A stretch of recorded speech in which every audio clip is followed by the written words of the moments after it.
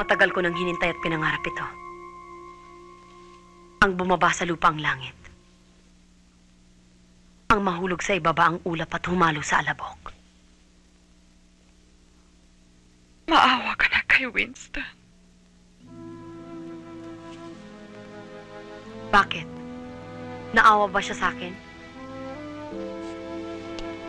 Kayo, Doña Mona. Naawa ba kayo sa akin? Kung sa bagay, marunong ba kayong maawa sa mga katulad ko? Mahal ka ng anak ko. Ikaw ang unang tinawag ni Winston nang balikan siya ng malay. Siguro'y tumino na siya. Sayang. Huli ng lahat, Doña Mona. Nung sugurin niyo ako ni Carol. Nung pagtulungan niyo ako. Nung ilampaso niyo ko. Nung hamakin niyo ko mula ulo hanggang paa. Nung durugin niyo pati kaluluwa ko. Sabi ko sa sarili ko, hindi pala totoong may pagmamahal sa buhay na to dahil may isang Winston na bad sa mundong ito. May isang Doña Mona. May isang Carol sa mundong ito. Sabi ko, pangako ko sa sarili ko, may araw din ang mga Winston na bad sa mundong ito. May araw din ang mga Doña Mona at Carol sa mundong ito. Dahil malalaman nilang kailangan pa nila ng isang Eva sa mundong ito.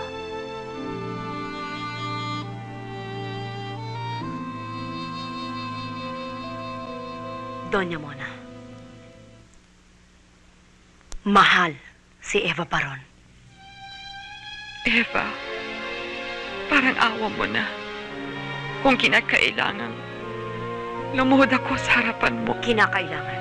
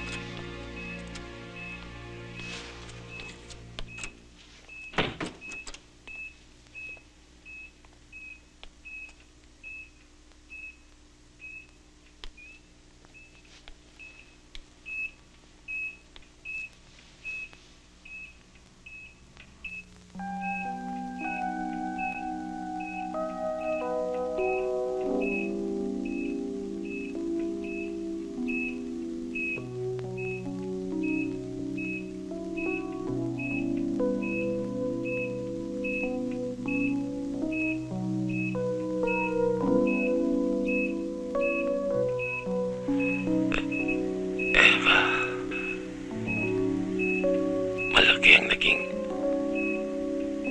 pagkukulang ko sa iyo.